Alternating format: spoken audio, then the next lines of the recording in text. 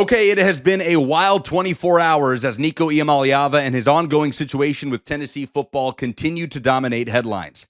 How did we get to this point, and where do we go from here? We're going to break it all down.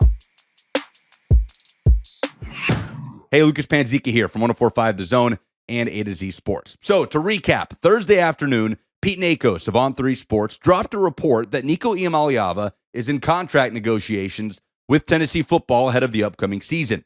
Nakos reported that Nico's status for the transfer portal after spring practice was uncertain and that he wanted more money than the $2.2 to $2.5 million that he is set to make annually on this current deal. Remember, Nico was one of the first sizable deals given to a student athlete in this new NIL era.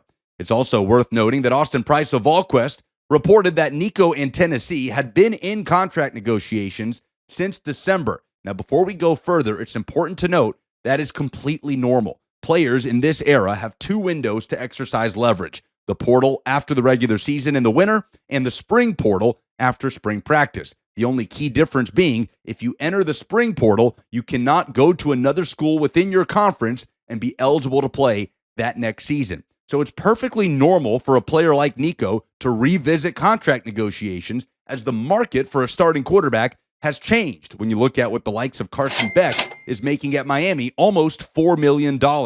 So with that in mind, we understand that this isn't a unique situation. It's just a situation that fell under the limelight.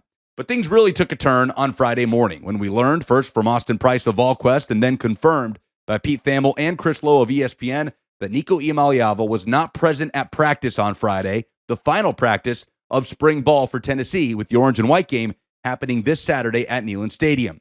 Now, Chris Lowe continued that report, saying that players and coaches alike were both surprised and frustrated at Nico's absence on Friday, and that Nico is asking for in the range of $4 million for the upcoming season. So it appears that we are at a standoff right now between Nico Iamaleava and Tennessee football. You may be looking at that and saying Nico did not meet or surpass expectations last year. He did not play to the level of a quarterback that should be making $4 million in 2025.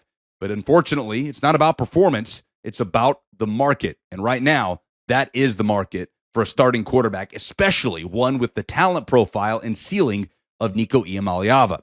So where does Tennessee go from here? In my mind, there are two very clear options here, and neither one of them are particularly advantageous for Tennessee football. Option number one, you pay Nico what he wants, or at least close to it, with the negotiation coming to a conclusion.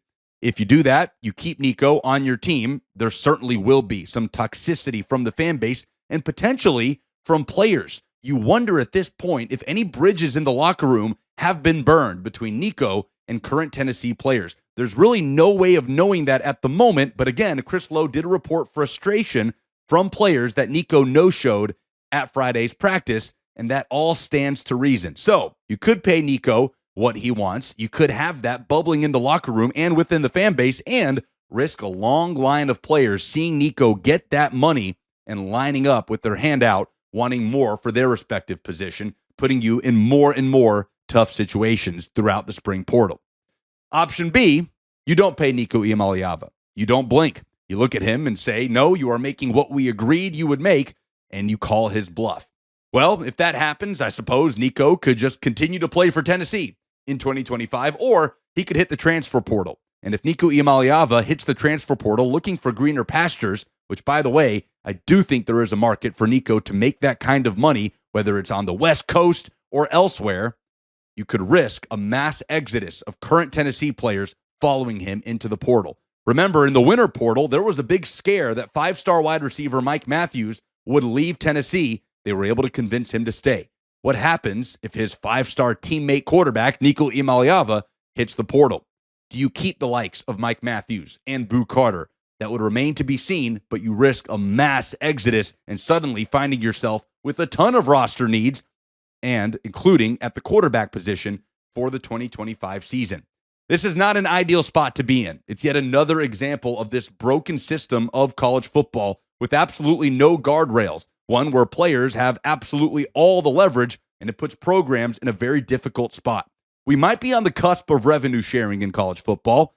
Judge Claudia Wilkin in California could, in the coming weeks, approved the House settlement where the NCAA would pay out nearly $3 billion in damages to current and former student athletes and institute revenue sharing and start to police these NIL deals, which would mean that deals coming from collectives would have to be of fair market value with players. There would be more guardrails set up at that point. But that's not the case right now. It's still the wild, wild west. Nico and his side are trying to take full advantage, and Tennessee is trying to figure out how to play this right.